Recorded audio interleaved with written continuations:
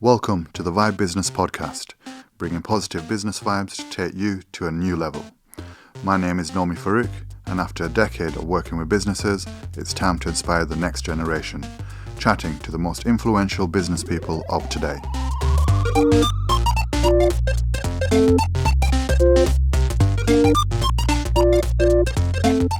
Today, we speak about selling in the lockdown with Gary Gormley of Fab Solutions.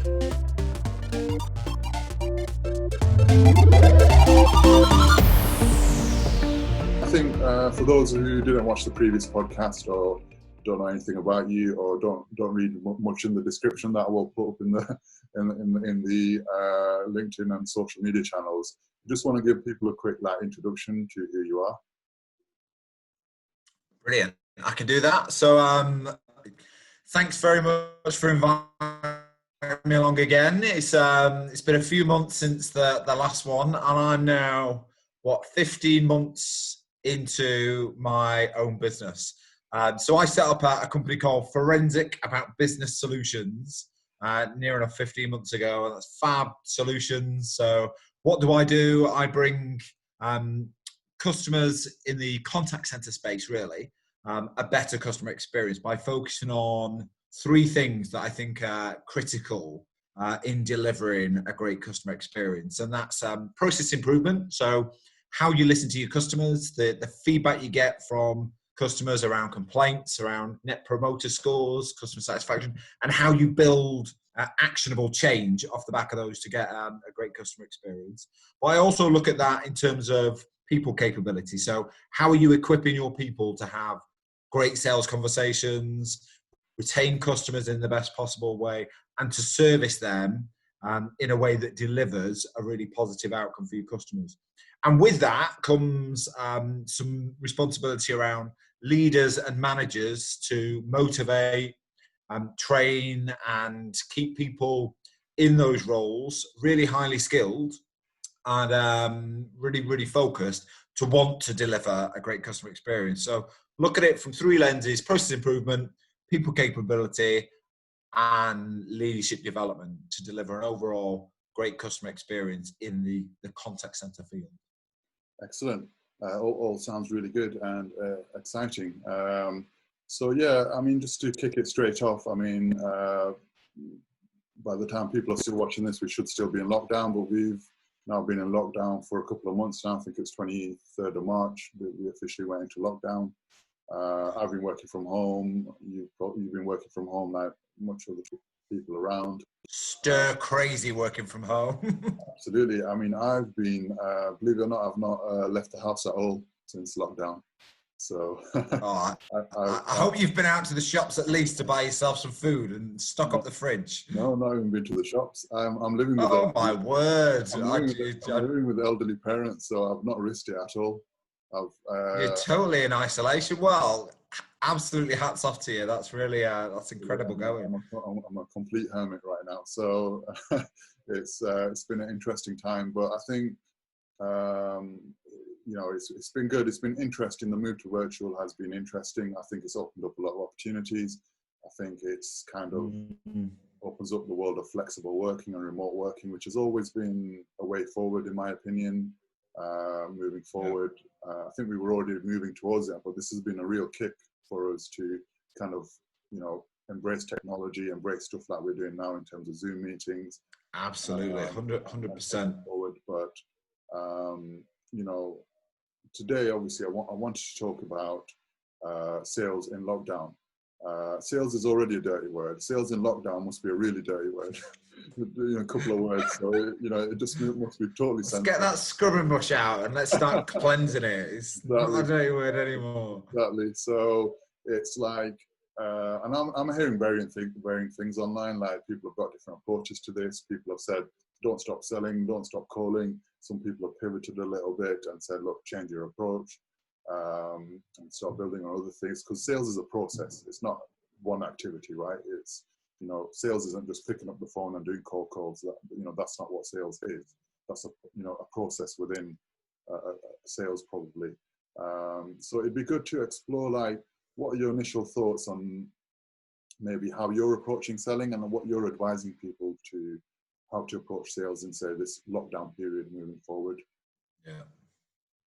Brilliant. So I've been fortunate enough to do a few speaking events on this very topic, actually. And for me, you're absolutely right in that people fear as to, should I be selling? Should I not be selling? Should I be promoting my product? Should I promote my services?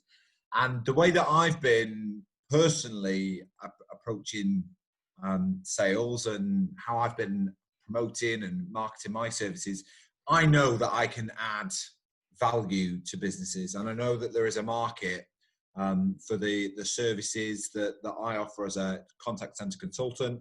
And it's thinking about that kind of value add that you've got within your proposition. And I think a lot of people get hung up on sales being a dirty word because actually it's not the right time. I feel like I'm encroaching onto people's territory when they're in turmoil and when they're kind of having experiences that are unprecedented at this time.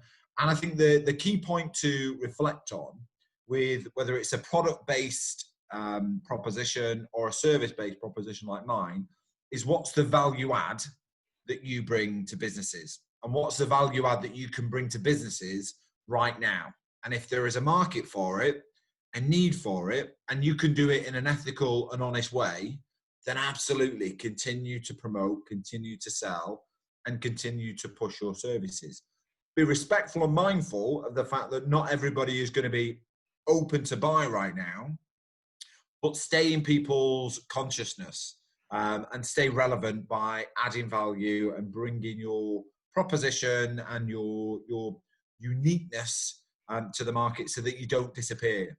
And that's what I've been talking to about coaching clients. So I've been talking to people about in the networking meetings that I'm going to, is actually stay relevant and add value. And people are still networking.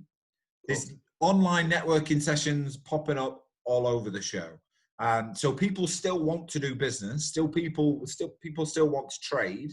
And quite often they struggle to think how to position that. So I just say, get yourself a blank piece of paper, write down what your value proposition is on that piece of paper, and write down how you can service and help people right now and how they might kind of benefit from some of your services without being too pushy or too obnoxious with it at the same time.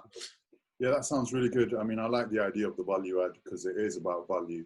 Because value implies that you're trying to help people, which you are, and you've got a genuine intention to help people. I think that forms an important connection.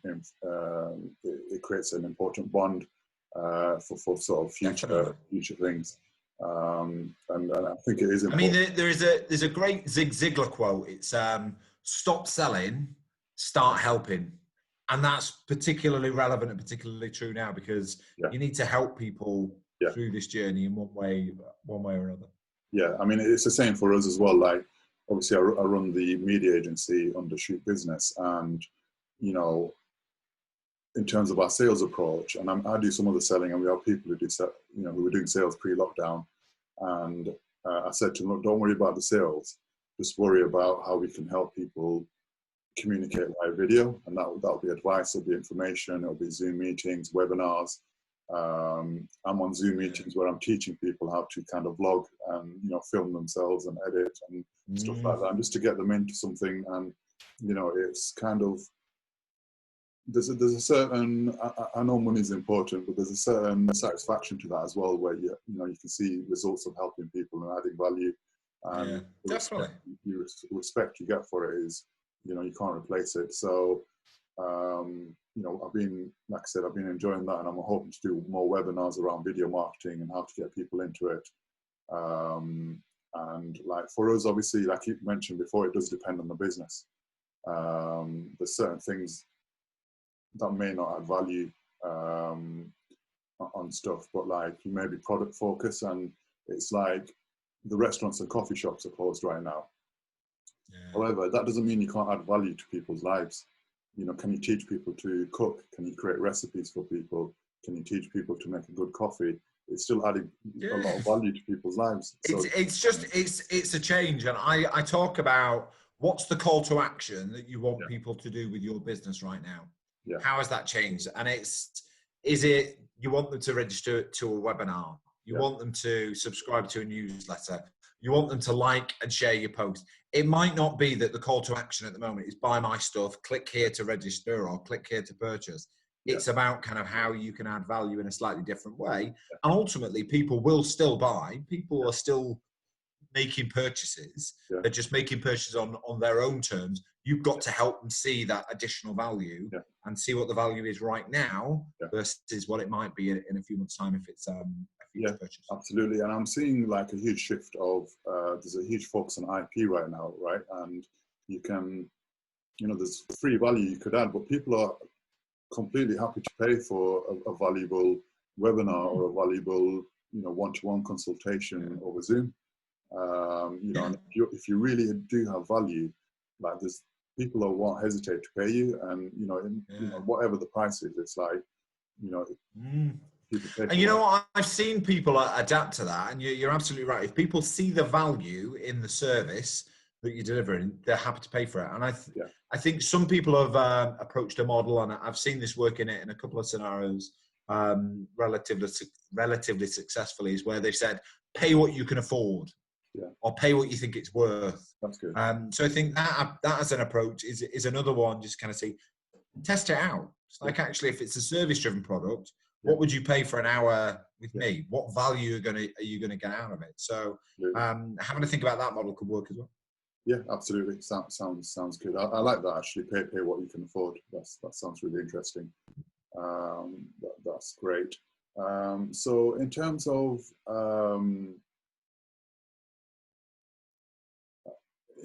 of like sales, like leaders, like in terms of people who are managing sales teams here, and like we're hearing stories of obviously people being furloughed, people are being laid off. Sales and marketing are taking some of that.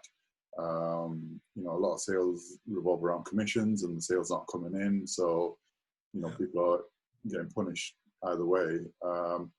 What would you recommend to people sort of managing salespeople?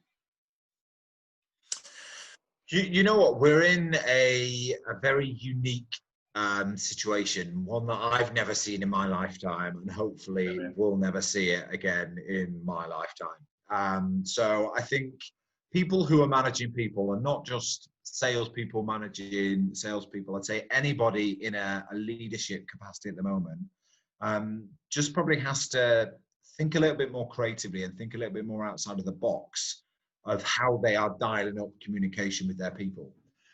If it's a sales-based enterprise and they've got targets and they've got commission structures, what you might want to consider is thinking about some of the KPIs and some of the models that you've got in place at the moment, particularly where it's, if you're asking somebody to deliver 100% of the same target that you gave them 8-9 weeks ago, and that's linked to the same bonus, it's clearly not going to happen if your call volumes or your prospect funnels dropped off the end of a cliff. So I think you've got to be in tune with the landscape and the environment and the call volumes and the traffic that's coming through that drives the funnel. So think about that and think about how you can make the on-target earnings equatable to the effort and the activity that's happening. And you might want to think about maybe putting some more behavioral-based KPIs and incentives in there outside of I need you to hit this volume, or I need you to hit this level of revenue, because what you want the guys, or what you seem to think about, is what are the behaviors and the characteristics that go into driving some of those positive outputs and outcomes for your business. So think about more behavioral based as well as productivity based incentives, but above all, communicate with your people.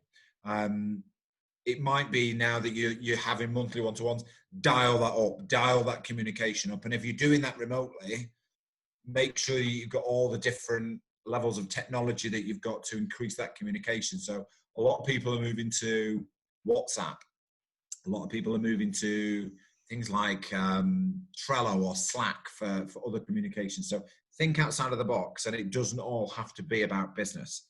Have that social element as well. I've seen lots of teams moving to weekly pub quizzes or wine Wednesdays and kind of setting up their own dog and duck via Zoom. So just think about the person at the end of it at the same time. It's not all about the number sometimes. You have to kind of let go of the reins a little bit. Absolutely. So that's pretty good advice. I think it's because we touched on it before, like you change your KPIs, right? So your KPIs might have been sales before, but then your KPIs might change to how many people we get onto a webinar or how many people, you know, get onto one-to-one and stuff. So I think it's important. And I think there's another thing here of longevity, because when this is over and you've got rid of all these salespeople or you've kind of almost destroyed your culture from it, you're going to have a hard time creating it again, and like the trust and everything. And like, you know, you might have got potentially rid of some really good salespeople, and because of the environment, they've been held against the wrong KPI perhaps. So yeah, I think that's really important. Going back to and culture's king, Naomi. So I think if you really think and value the people that you've got, treat them with the absolute utmost respect and treat them with kid gloves at this time, because you want to retain them. You want to retain that experience, you want to retain that knowledge, and it costs money to recruit. So trying to keep hold of people right now is absolutely number one priority, so that people feel secure and safe, and they come back to the workplace with a renewed vigor and want to do a really great job for the business that's protected them at this time. Absolutely. Nice. That's really good advice. Just going back to sales being a dirty word. We'll have to come up with a funny meme coming over this one. Whenever we say sales is a dirty word, we'll have to come up with something on screen. But slap you virtually. Yeah, exactly. So firstly, why is sales considered a dirty word? You know what? I've done a couple of speaking slots recently about this very topic. And when people talk about sales being a dirty word, I think they're envisaging in their mind that person who connects with them on LinkedIn and immediately starts to sell them their stuff. Yeah. And they're really annoying. I mean, I've been approached a million times already about, come and I'll get you more appointments for a coach. I'll get you more connections on your LinkedIn. I'll turn sand into gold. It's all rubbish. And people get really frustrated about that because they're not selling from an ethical standpoint. They're not actually understanding me, my business, the challenges I've got, the landscape that I'm in, the current environment, whether I can afford to buy anything, spend anything, whether I've got any budgets at all, or whether I'm just trying to survive and live at the moment. So people imagine that person who just won't go away and is an annoyance. Whereas actual sales is about identifying customers' pain, customer distress points, things that you can help your client or your prospect with, and finding a solution that kind of helps alleviate some of that pain. So sales is all about helping, and it's about finding out how your product and your solution can help somebody's life be a little bit better. So when people talk about sales being a dirty word, yes, sales is a dirty word if you're just knocking on doors for the sake of it and putting yourself in front of customers that you've got no right to be in front of. If you help customers and you help them match their products and their problems with your product, then sales should be a very enriching experience. And that's what I like about sales, is actually that satisfaction that I've sold something and somebody's benefited from something that I've been able to provide, whether that's sales training, leadership development, or just help them create some clarity around some of the problems that they've got in the contact center that I can help them with.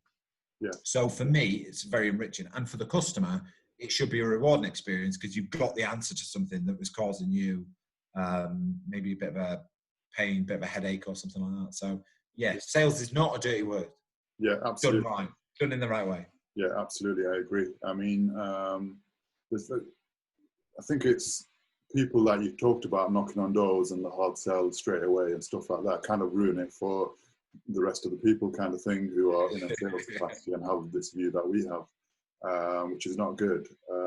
But I think immediately, you know, if you asked a person, what words do you think of when you think of a salesperson? Yeah. First three words will probably be negative, like for most It people. really saddens me that, because actually everybody likes, whether they like it or not, or whether they stay or not, everybody likes being sold to in a little bit of a way. Yeah. And actually people like that whole kind of negotiation and bartering, but they just sometimes pretend that they don't. Absolutely. But I think it's a great industry to be in. Yeah. Yeah, absolutely. I'm the same. Like I've been like most entrepreneurs who set up, I've been part of me, a big part of our success is my ability to sell. And it's like, I've always found I've never really been this pushy sales type person. I'm quite laid back, as most people know, but I just enjoy questioning people, and I take a questioning approach and finding out about people. I'm not being afraid to say to people, you know, if I'm say selling some video production and I see a guy, I've never been afraid to say, look, I don't think you're right for this right now. I think you need to fix X, Y, and Z first, and then maybe come back to us. And you know what? People respect that. People like that approach, because you're actually doing the right thing, and that's the thing. If you do the right thing, it will pay dividends in the long run, because they'll remember you for offering that sound advice, absolutely, and being that soundboard at the right time, and for not being overtly pushy. Yes, you need to ask for the business. There's nothing wrong with asking for the business, but if you do it in the right way, and I talk about earning the right to be able to ask for the business. So you've got to kind of go over a few gates and hurdles before you're in a position where you can ask somebody to provide the bank details. Cool, no worries. We're gonna come to the last question or so. Just to leave people with something in terms of actions going forward. Like, obviously, it's hard to predict in this climate exactly what's going to happen in 3 months, in 6 months, in 12 months. Everybody's got their own predictions. But like, what advice would you give to sort of sales and development people in the industry, or any industry, to be honest, here or abroad? You know, for the next 6 months, how to kind of take actionable steps to, in your opinion? So I think the first thing you've got to do is probably evaluate your current status quo. So within your business, what's your product? What's your proposition? What value does it add? How do you deliver it? And is there a way of doing that differently? So it might mean that you need to adapt in some way. And the new buzzword is pivot, isn't it? Yeah. So just plan to do something differently, and just think about all the different ways you can deliver your products, your services, your solutions to customers that doesn't necessarily involve doing it as proactively face to face. And I was listening to a chap do a talk about that very thing recently, and it's actually just list as many different ways that you can possibly deliver your service, and then the ones that you do face to face, maybe kind of scratch off or kind of think about them in a little bit of a different way. So that's the first kind of tip I'd probably say, is think about your routes to market, and which ones could work in a non face-to-face environment.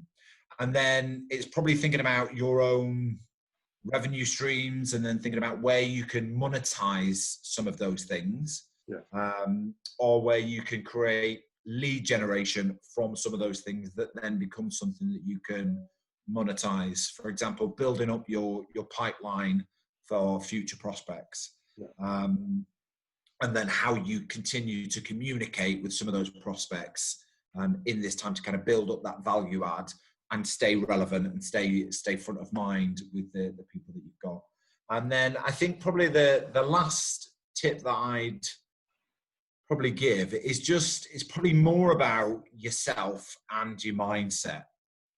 And that sounds really fluffy, and it sounds really kind of vague, but your own kind of personal mindset and your own kind of resilience threshold is really, really important this time, because salespeople, we can be a very emotional bunch, and we can wear our hearts on our sleeves sometimes and give ourselves a bit of a hard time. So my biggest tip is actually talk to the rest of the community, stay networking, stay visible, share best practice, share what's on your mind right now. Think about your own kind of stress levels, think about your own mindset, think about your own challenges, because if you're thinking about it, somebody else is going to be having the same thoughts. So share with the collective, and don't beat yourself up about it, and kind of just think about things logically, proactively, and creatively, and you'll start to kind of come out of it the other way, hopefully in a better place. And if you do nothing else, research your prospects, understand what your prospects are saying, how they're saying it, maybe what they're not saying at the same time, and invest in your existing relationships, because you can start to get some really low-hanging fruit from existing customers who know you, value you, respect you, trust you, and are prepared to kind of give you a bit of a lifeline, and work with you to maybe generate you some additional income. So treat your existing customers with absolute kid gloves, because they can really help at this time, and they can help you sprint out of the blocks when this is all over. Great. That's some real sound advice there. I think another thing to maybe everybody and tie the whole thing is probably patience. So you need patience. Patience goes without saying. I think we've been patient enough for the last 7 or 8 weeks. We could probably ride it out for another few more. Yeah, exactly. No, that's been really useful, Gary. I really appreciate that. Brilliant. I think people really benefit from some of the stuff you've said today. We'll put obviously a link you in where we can, but anybody who this is just going out to other people, Gary is really friendly. If you've got any questions for him, we'll be happy to answer, and he's happy to have a conversation with you. Definitely. Conversations cost nothing is what Absolutely. I say. It's just an investment in time and in the relationship. And it's all about relationships and sales. Absolutely. Thank you so much, Gary. I look forward to another one of these, but yeah, let's get this one out, and yeah, I look forward to doing this again at some point. Stay alert and stay safe. It's really clear. Take care now, mate. Awesome. Speak to you soon, mate. Take care. Bye-bye. That brings this Why Business podcast to a close, but not to worry, the next episode will be out soon. Like, share, subscribe, follow. You know the drill. Thanks for listening.